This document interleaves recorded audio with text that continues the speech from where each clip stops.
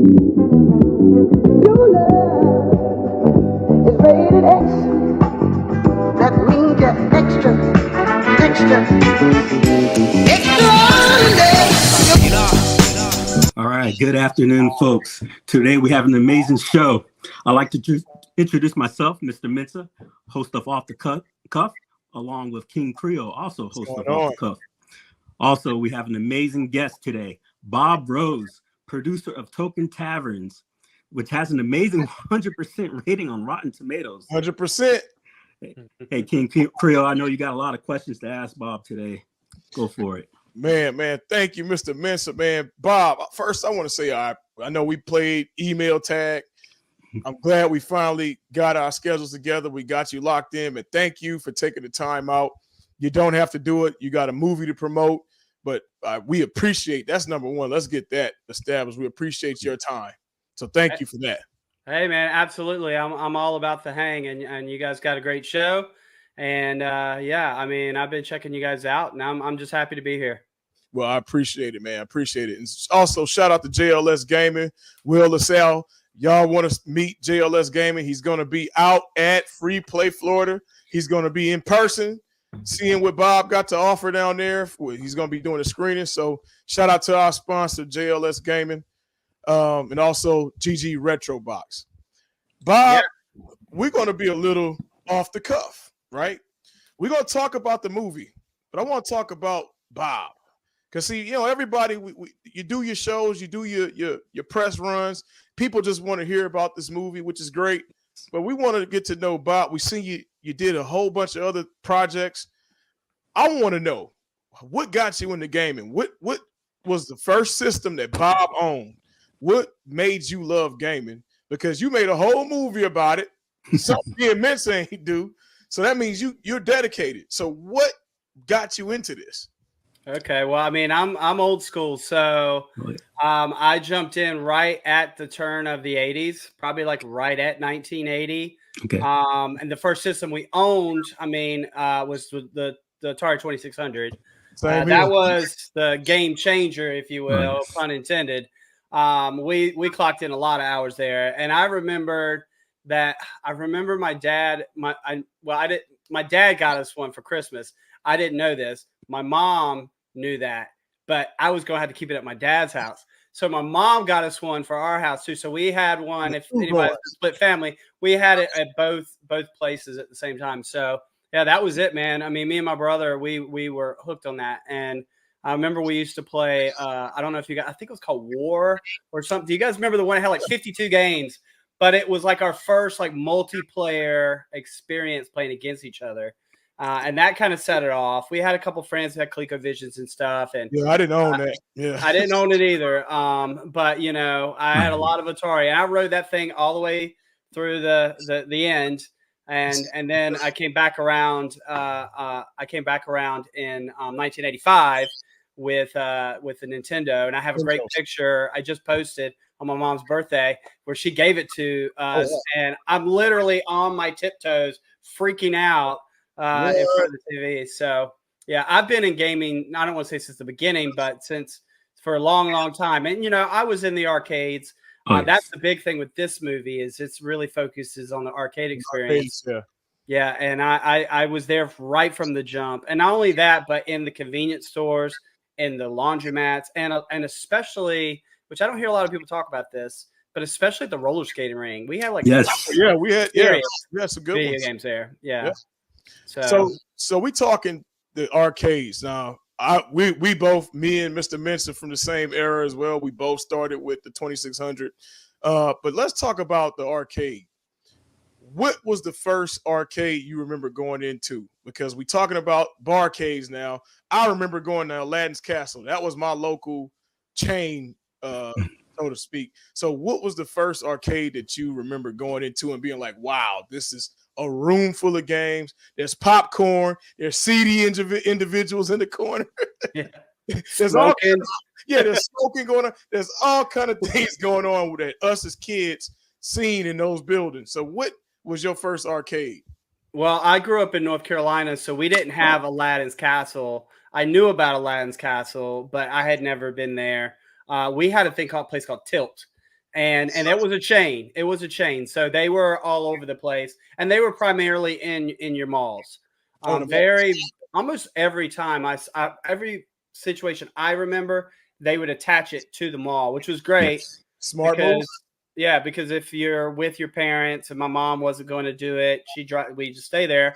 She'd come scoop us up on the way out. And the name of the game was how long can we make $5 last? Man, exactly. I won't get any more than $5. So I had to make that was it. Rolled 25 up. quarters and call it a day. Rolled up. You know, remember the rolls? Your mom would give you the little roll that you go to the laundromat with. That's all you had. That's it. Right.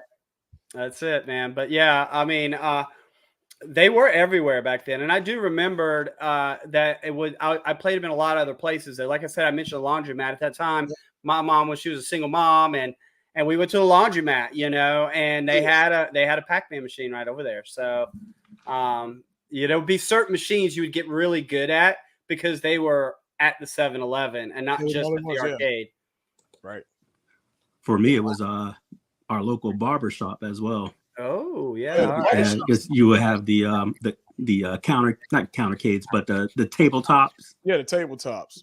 Pizza Hut used to have those as well, like Pac-Man. Yes, Miss Pac-Man. It was always Miss Pac-Man in Pizza Hut. I tell you, my youngest. Oh, sorry about that. Oh yeah, I was just saying those Pac-Mans. People forget Pizza Hut made that popular at a certain point, man. They sure did. And my youngest generation, for me, Chuck E. Cheese. Oh yeah, Chuck E. Cheese. Forget it. Chuck E. Cheese. Forget it. It's your earlier bars. That was really special. Like it had to be somebody's birthday party or something. Like, of course, it was far enough away that we weren't just swinging by Chuck E. Cheese. You had to make plans for that. It was always super special whenever we did. And at that point, it wasn't a mini Vegas, you know, where everything in there was redemption games. Like you would still have all those classics in there. They didn't have all these other games. That's all that was there was the classics and skee ball. You know, there was probably only 2 or 3 maybe redemption games in the whole place, and usually it was skee ball. Skee ball was the main one. I don't like the new age arcades. Like Dave & Buster is cool for drinks and apps, but the games sometimes, man, it's all these different. Getting the car. I like to put a coin in. Old school. So that's just me personally. But I like the new model. Don't get me wrong. But it's just something about hearing that sound of a coin dropping at the bottom of that machine. Right. Well, yeah, and you know, most of the new places are built around redemption. Like, so when you walk in, if you look where you can see your peripherals, where you see the things poking out, it's set up exactly like Vegas. The people that make those machines, a good portion of the aesthetics of those machines actually build slot machines. They're built to bring you in and grab you. I think it is kind of cool what they're doing with some of the stuff like the world's biggest Pac-Man, if you've seen those, or like I think Galaga has one, and I think it might even get Tickets. Centipede's got a really cool one. Yeah. And it's built around tickets, but we'll just play it just for fun. We don't even care about the redemption. We just come for the nostalgia. But I tell you, having limited money, somebody was asking me, they said, Creole, how did you get good at Cruising USA? I said, well, the way I got good was because the only way to get a free game is to get first place. Yeah, my grandmother would only give me 50 cents at the grocery store. So you only had 2 chances. And if you don't make it, it's over with, right? Right. But you wanted to get that free game. It was also about being able to stay playing because, you know, the era of put your quarters on the glass, you lose your spot. Lose your spot is over. Take another 40 minutes to get allowed to play again. It's over. That line. So true. Yeah, so many great memories, man. And, you know, that's the cool thing about arcade bars is that they are continuing that experience. Quarters are going on the machine. Okay. The most of the ones are quarters or tokens, the ones that, you know, most of the ones I've seen. Yep, same here. And they preserve that whole experience, you know, the feeling that it's dark in there. There's not a lot of windows. And so no matter what time of day you walk in that place, it feels like it's just timeless, you know? Right. Oh, man. So I tell you, Bob, there's something that's synonymous with gaming, right? And when I go to these barcades, like there's one in Los Angeles called 82. Right. And when you walk in 82, it's in the hipster section of LA. It's off it's in a little weird corner. Looks like there's some graffiti on the side of the wall. They're playing retro wave music. So when you walk in there, it takes you back. Music plays a big part in that. I see you got some work that you've done with different music groups, some of our favorite hip hop groups from Far Side, Nappy Roots. How did you get into making music documentaries? I mean, this stuff is synonymous. It goes hand in hand. Sure. How did you get there, man? Well, I mean, like, hey, I love video games and I'm a gamer, but I'm a filmmaker. So I've been working in this industry. I got started in the late 90s, and I've been working professionally in reality and documentaries since probably like 2005. So I've been in it for a while, but this is my third movie. And so my first movie was a sports documentary about CrossFit. And I come from a sports documentary background, so that was just an easy fit. And I knew there's different movies that I want to do. And but under the documentary like thing. So my second movie called Instaband, that's my music documentary. I wanted to do a music documentary. And so that was about music artists and the hustle that they have to do in this world that doesn't buy music. Well, you know what? People don't buy a lot of movies these days either. So I can totally relate on that level. And then this becomes my video game / beer documentary. So that checked off 2 more, but this is my favorite space, I will say. Hey, that's pretty neat though, man. But yeah, as far as that goes with the artists and stuff, I mean, you know, when I was doing that documentary, I was using a lot of air miles and I was traveling around Nashville, and I would hit festivals and I would just kind of barrel away my way into interviews with like those, because I'm a big fan of Far Side and Nappy Roots as well. Man. So it was really cool for me to get them footage, but also get like, you know, some interview stuff with them. And I totally hustled that. That was just me coming up to them after the show. Hey, man, I'm not going to ask if I can do an interview. I'm starting with the first question. I'm going to check that out, man. So I'm glad you said that. Yeah, it's free on YouTube. You can watch it on YouTube or be free with ads. Yeah, it's on Prime as well. I saw for this documentary, I see that you have an associate producer, Margaret Rose. Any relation? Yeah, that's my wife. Okay, awesome. That's what we would think. That's sweet, man. Yeah, so I mean, this is very much a family-oriented film, or the way I work anyway. So, you know, I work on television shows that have huge crews and stuff like that. I just don't roll that way. When I filmed this documentary, it was myself behind the camera, and if there's 2 cameras, Margie had the other camera. My son carried the camera a few times, shot some footage. I mean, there's a lot of roses in the the credits. Yeah. A lot of roses. But especially in the back credits, the end credits got everybody in there. But yeah, I mean, if you are around me in this family, you're going to know a little bit about filmmaking. And she also did Instaband with me as well. Okay. She was the producer on that one. So we're kind of like a filmmaking couple. That's amazing. Yeah. And she plays pinball. Like, she does all that too. So nice. So that means don't challenge Margaret on any pinball, right? Right. I don't prescribe to any of those jokes that I hear on the forums all the time about my wife, because I'm lucky. We fell into pinball like together through making this movie. Yeah, because I was just a gamer. I didn't really play pinball before. Wow. And and we rented a pinball machine during the pandemic, actually for the movie. And then we were just hooked. You know, this is my 4th one now. Oh, amazing. 4. Yeah. So, I mean, hey, by the way, if you're looking to get in the hobby, I've never lost money on a pinball machine. Like that's good to know.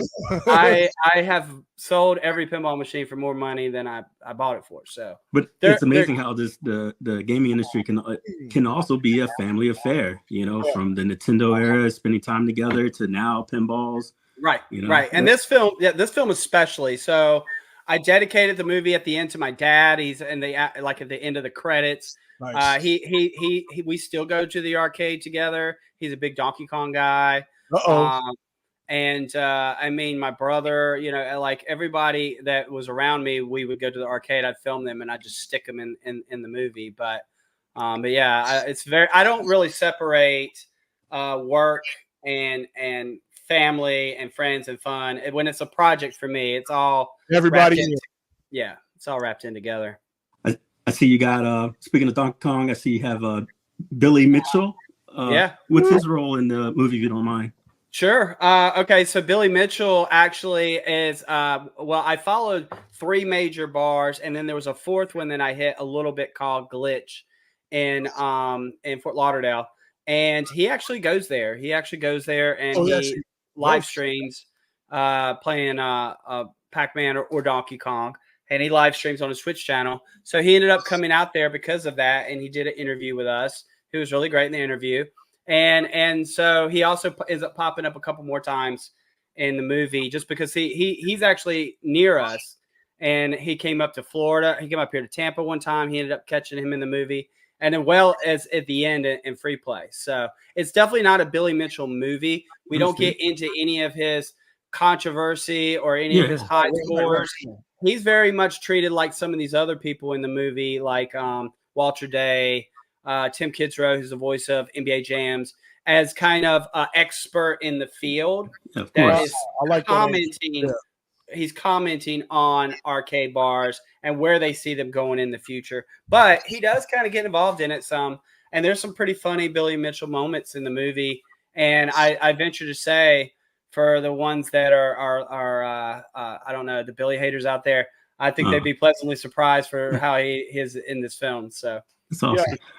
I like that. That's a good approach to that, because everybody wants to get him on here and talk about, the record. You're talking about him as a person. He's still an expert at what he does. Yeah. Right. And you know, honestly, I don't really know. I mean, I that's just not my area. You know, my movie's about the hang. My movie is not about high scores. My movie is about the community. My movie is about the being in this place where that's changing people's lives because of a community aspect of it. And in that, and he makes some really good points in the movie in that respect. And you know, I know Billy well now. I've been to conventions with him, and he's always the first person at the convention. He's the last person to leave. He's always got time to talk to you. And, you know, a lot of people aren't like that. So, I mean, he definitely plays a little bit of a role. Sometimes he'll be the first to tell you that King of Kong was a little bit of a role. You know, I work in reality TV, so I know how that goes. You know how that goes. For our audience, you have an amazing cast, and we also see another cast members. Great entertainer, Stormy Daniels. Is she a gamer? Yeah. Well, yeah, she can play. She plays mini games. Okay. No, she's that was a joke. She does play a little bit of pinball. But she kind of fell into one of these arcade bars as well. Okay. Yeah, like as far as she was coming to the arcade bar. So you get to see her checking out this place for the first time. Okay. And she is really into the geek culture. Cool. But she's a little bit more of a tabletop card. Right. Understood. Magic the Gathering type player. Oh, okay. Oh, wow. See, we would have never guessed that. Yeah. See, I was telling this is good stuff, though. I said, Vincent, do you think Stormy has a bunch of arcade one-ups in the house? He's like, we got to ask about it. Was she a gamer or what? It's good to know. I see you have our very own Retro Ralph. Yeah. Ralph's awesome. So I just got back from Chicago. I was up there with Ralph at the Pinball Expo, and we did a screening there. We did a panel, and he's just been awesome. So just so you guys know, it was like always my intention to include the home community in some kind of aspect, because that was a big catalyst for me doing this movie in the first place. I mean, these little one-ups over here, that's kind of where I kind of started in as far as like collecting a little bit. I'm not a huge collector. I don't have a lot of space. So I'm very selective. But at one point I had a few, and it was through watching a lot of Ralph's videos. I thought he was great on camera.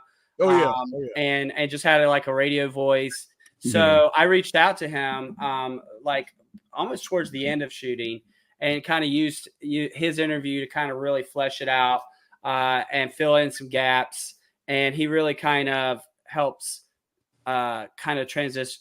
he almost helps carry us through. Do you guys remember Do the Right Thing, the movie Do the Right Thing? Yes. Oh yeah. Okay. He's like my Radio Raheem. Okay, yeah. Because he comes in as a YouTuber. It has great energy. Like this with the microphone, giving like actual updates of how things are going and stuff like that, and his interview. But yeah, he's been great. And we're just really, really good friends now. Good. I mean, we hung out quite a bit last week, but he also is on the he's also on the Blu-ray.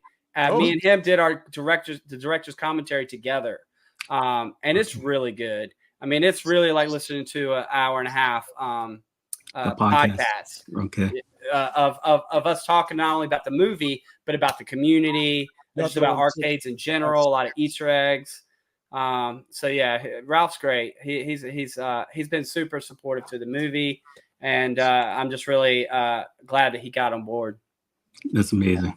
So what I want to propose to the panel, getting toward the end of this interview, I want to propose the question: where do we see arcade bars going? And I'll kick it off. I mean, I go all the time.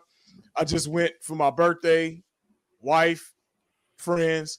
I've yet to bring somebody to an arcade bar and they complain about it. They always walk in immediately.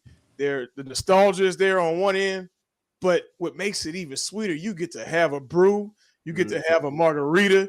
These are things that at 16, well, we wasn't supposed to be doing. Some were, but we wasn't supposed to. But now we can legally have a drink and play a game, man.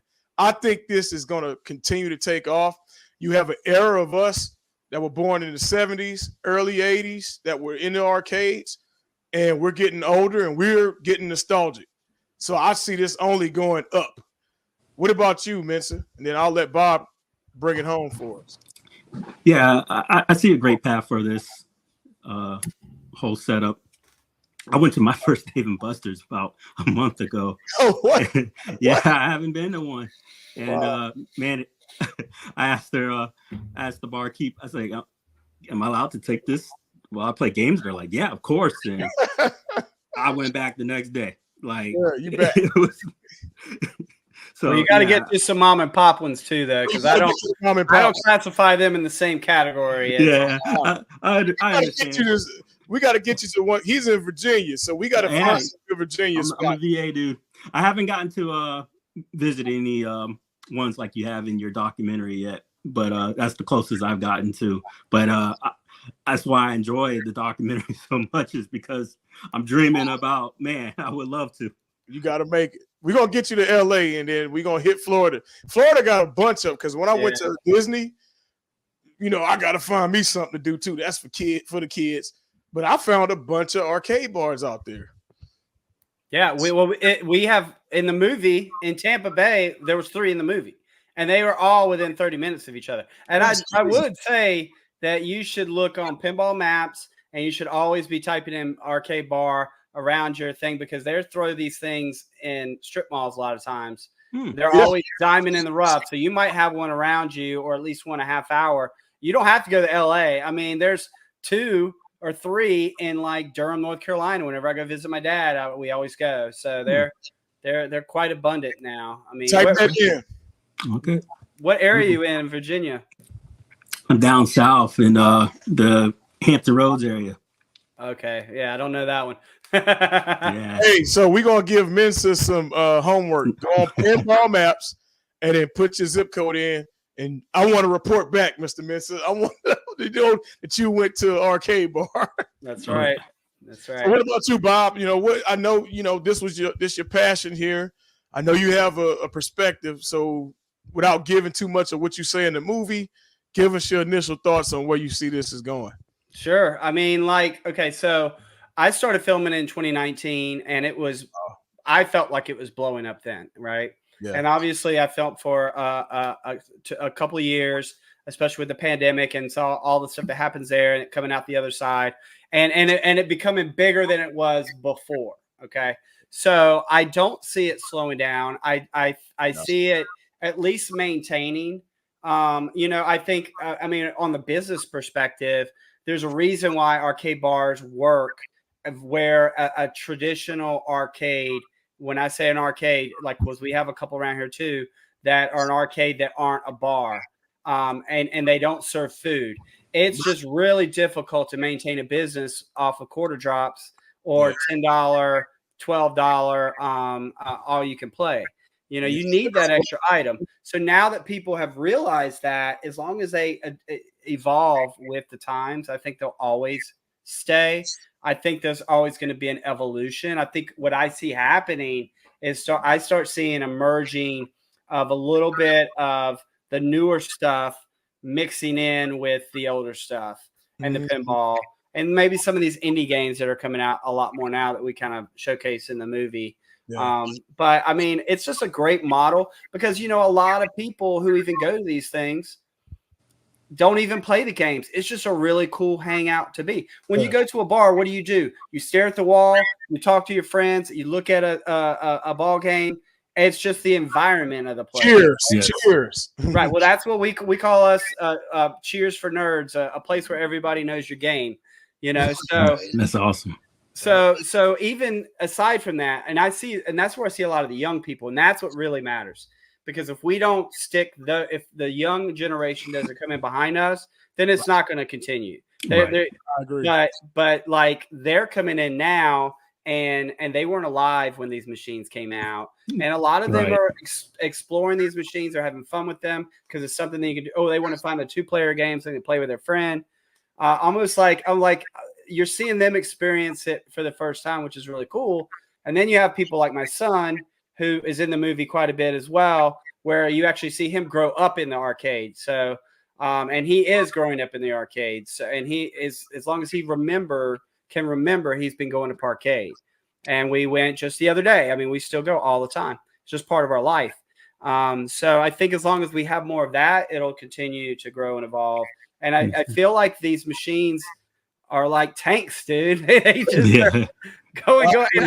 I think the parts are going to become more abundant too because of the demand that people will start manufacturing CRT monitors again. Please do, please. That would be great.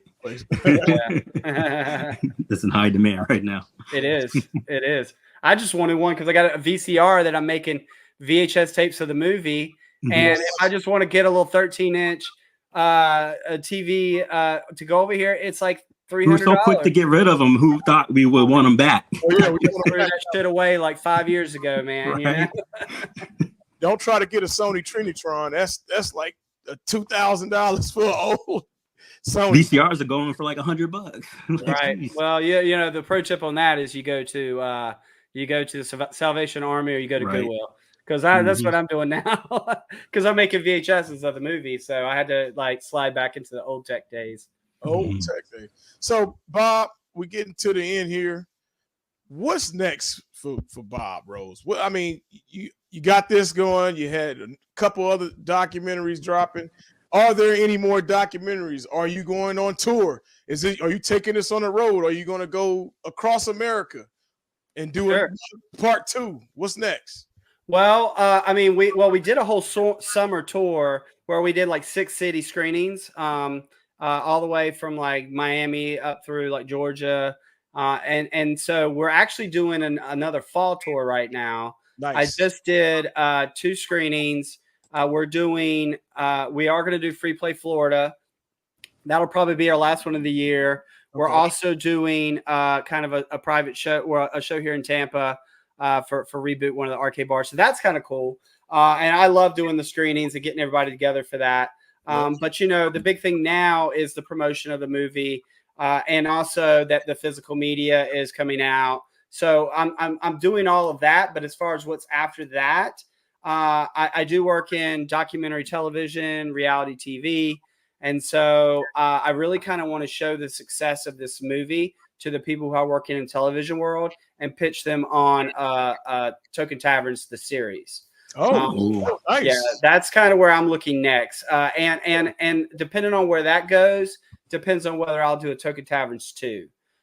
Because if I can get the series going, that will be Token Taverns 2, because every episode will be I would do a different arcade bar. I wouldn't follow one the whole season. I would do an episode on Chicago. I would do an episode on LA. I like that. And then you pick 1 or 2 bars, and then you follow their story over a few months or whatever their arc is, right? I used to do a show called MTV True Life, and that was very much the way. Oh man, I love that show. Well, Yeah. I know that one. I know that one well. All right, hey, look, pro tip. That's my Emmy for it right there.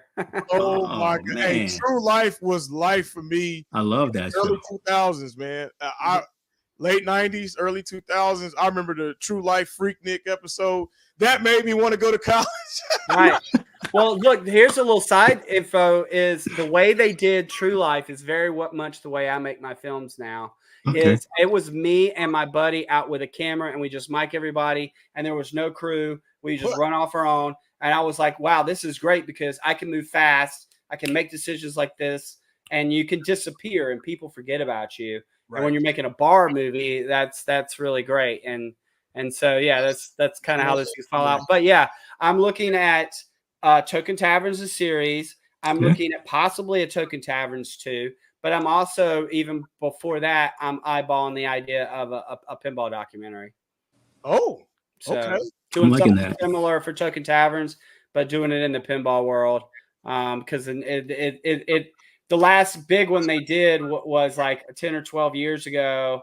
And it was kind of a failing thing. And now it's back. Yeah. Huge. It's exploding. So what pinball have you taken a liking to the most? Yeah. Well, I just kept coming back from Pinball Expo. I'm really loving the Pulp Fiction one. Is the one I'm eyeballing for something I want to buy. I think it's really super sexy. It's a lot of fun to play. It's one of my top 3 movies. Mm-hmm. And the way these pinball machines work, it's not like it's here for forever. I'm already looking to unload Avengers and kind of up trade it to something else. You keep them for a few years, and then you trade them out for something else. Okay. So, and because they keep their value. So, wow, that's the good thing about that. Yeah, exactly. And a lot of times they go up. So I'm waiting to get rid of this one when they stop production. Because when they stop producing them, which is going to be soon, it'll go up in price. So, but to get back to your question, we are looking to stay in this space. We're building up a nice community with people. We're making a lot of friends. This is the first film that I've made where I'm actually part of that community in such a big way. And so I'm not really looking to go anywhere except to stay in this space as far as my projects that I work on. That's because I just started a new TV show that I work for my day job. I'm working for somebody else there. But this is the stuff we do. Yeah. Well, Mr. Mensa, do you have any closing words? I'll give some, and then we'll close it down. Well, thank you very much. It's been an honor. We appreciate you coming on and sharing your story and your passion for the community and keeping it alive. Thank you. Awesome. Are you guys going to let me plug some stuff before I get out of here? Oh, yeah. That's what awesome. Yes, of course. You to plug away. All yours. Yep. Awesome. Okay. So the big thing right now is, Token Taverns is on Amazon for rent and buy digitally. And so you can rent it or you can buy it. But we're also on Tubi TV now. So that is free, ad supported. So you have ads, but you can watch it for free, no sign up. So if you've been waiting, you haven't I don't know, watch it on Tubi. I mean, we get revenue from all ways, and there's so many different ways to watch it. It's also on Google Play. It's also on YouTube Movies, but Amazon and Tubi are kind of like the 2 main ones for, I kind of don't want to watch ads, watch Amazon. I want it for free, watch Tubi. And the Blu-rays are done, but they aren't going to be out for a bit. I'm just turning them in this week, so it won't be out on Amazon. However, I do have them now. And for anybody that's watching this, if you DM me on Token Taverns on any platform, I will send this to you. It's $20 with shipping. I think I'm doing $25, and it's got special features. It's got the Roadshow. It's a 10-minute documentary. It's got director's commentary with me and Retro Ralph, which is really awesome. And I mean, it's a badass Blu-ray. Oh man, look at that! I'm ordering one. Look at that! I'm ordering one live, and I want mine signed by Bob Rose. I'm ordering live right now. Okay, and you can get that too. You can get them signed, and I usually throw in a little extra stuff too. And if anybody's feeling really retro, I also have the Token Taverns VHS. Is in its own custom, very much 80s inspired casing, clamshell casing, and I mean it's just super legit, guys. I got Be Kind 331, FBI warning. I put the FBI warning on before the movie, so when you pop it in. So if you do buy this, don't try to copy my shit because the FBI will come and get you. And I'm doing $20 on this too. So and these are super limited. I'm literally making these out myself. Okay. And I'll show you. Let me see if I got one by here. I might be able to give you guys a little. Yeah, give us a little. Here. Let me see. Yeah, no problem. Take your time. Yeah. Here, it's right here. The next wave. That's funny. The next wave, guys, and I haven't shown this to anybody. Here's the next wave. Oh, yes. Oh, I'm getting flashbacks, man. Wow. Look at that. Oh, yeah. Oh, it's super legit, dude. Look at that. That makes my heart pound. Yeah. So I'm gonna do these next too as well. So yeah, we're going fully in on the whole retro vibe. But either one of those, if you guys want them, I mean, I have these t-shirts too, if anybody's interested in that. But just DM me. If you DM any of the Token Taverns that DMs me, it's gonna be like 2 months. So you guys can get this now. I could have it to you by next week. So just shoot me a DM, $20, and I'd love to get it to you guys. And if you watch the movie, please, if you watch it on Amazon, give me a review. If you watch it on, if you watch it anywhere else, if you guys have seen it, give me a little review on Rotten Tomatoes. It really helps these small films out. That's how we have 100%. But it's all a audience, and we've probably got like 40 people on there now, and everybody's giving. You're up to almost 50 reviews, 100%. Yeah. Right. Yeah, I want to get over that 50 really bad. Yes. Oh, we'll get you there. Well, I got 2 more with you guys, right? Yes. We're gonna continue to plug, man. My support. Yeah, I'm ordering live. I'm gonna send you a message when we're done. Okay. And looking forward to that movie night at Creole's Cave. That's it, bro. I love it, man. All right. All right. Appreciate you, man. Hey, thanks for having me on, man. This was a blast. All right. Thank you so much. Thanks out, guys. Has always kind of been a thing. There are a huge number of arcade bars popping up all over the country.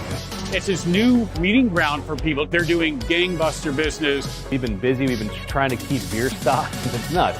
Being able to experience this piece of our childhood, the whole nostalgia aspects of it, they just go so well together. Come on in, play the games, have a beer, a whiskey, my preference whiskey, but When I walked into my first arcade bar, I was just like almost in tears. I'm like, oh my God, someone gets me. You get to do something that you love and share it with a community that's incredibly supportive. 90s hip-hop, beers and video games. You're doing good work. You can't have a business like this and not be passionate about it. Play the game with the owner of this place and he destroyed me. I might leave that in a Yelp review. Stormy. Hi. Only in 2020, Stormy Daniels is coming in a reboot. Donald Trump's favorite character in Mario Kart was Toad. I'm triggered. I'm leaving. I was like, oh my God, this guy's got wrestling too in this place. If you want to play, like maybe we'll wager like tonight's tab on it. Sweating. The connection that goes beyond the physical game. If it wasn't for this place, I wouldn't be who I am today. I never thought it would become a spot where people love it as much as they do. We're just a friendly neighborhood arcade bar. Token Taverns. Boom shakalaka.